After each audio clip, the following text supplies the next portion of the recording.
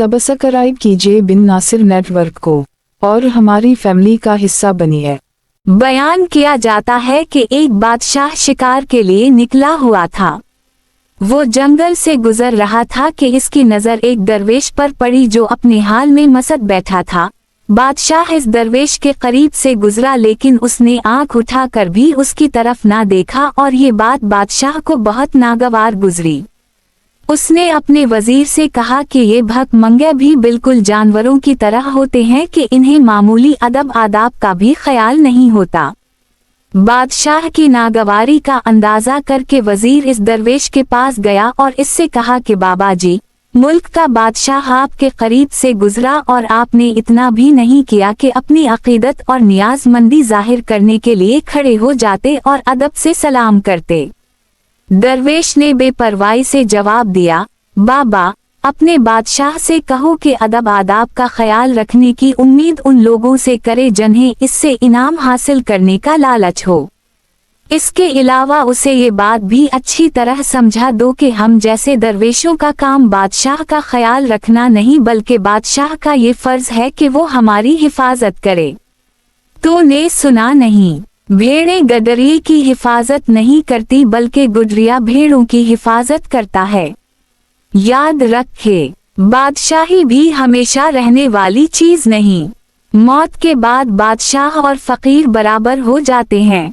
अगर तो कब्र खोल कर देखे तो ये बात मालूम ना कर सकेगा कि ये शख्स जिसकी खोपड़ी को मिट्टी ने खा लिया है, ज़िंदगी में किस मर्तबे और शान का मालिक था। वजीर ने दरवेश की ये बातें बादशाह को सुनाए तो उसने इनसे नसीहत हासिल की और फकीर पर मेहरबान होकर इससे कहा कि अगर किसी चीज की जरूरत हो तो बयान करो, तुम्हारी हर हाजत पूरी की जाएगी। फकीर ने बेनियाजी से कहा, बस एक ख्वाहिश है और वो ये कि मेरे पास आने की तकलीफ फिर कभी ना उठाना। बादशाह ने कहा, अच्छा, मुझे कोई नसीहत फरमाइए।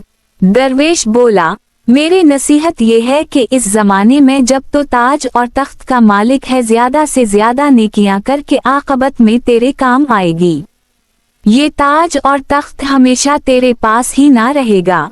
जिस तरह तुझसे पहले बादशाह के बाद तुझे मिला, उसी तरह तेरे बाद किसी और को मिल जाएगा। नेकियां कर ले अगर तो साहब सरवत है आज, कल ना जाने किसके हाथ आए तेरा ये तख्त व ताज। खुलासा, हजरत सीन दालिये ने इस हकायत में ये बात बताई है कि अपने दिल को हरस और लालच से पाक कर लेने के बाद ही इंसान को सच्ची राहत और इत्मीनान हासिल होता है। ये मर्तबा हासिल हो जाए तो खुदा ऐसी जुरात बख्श देता है कि वो लाओ लश्कर रखने वाले बादशाहों से भी खौफ नहीं खाता। नीज ये कि मालदार शख्स के लिए सबसे ज्यादा नफा का सौदा नेकियां करना है। आखिरी जिंदगी में इसके काम इसका यही सरमाया आएगा। जिस माल पर दुनिया में गुरूर करता था, इसमें से कफन के सिवा कुछ भी अपने साथ ना ले जा सकेगा।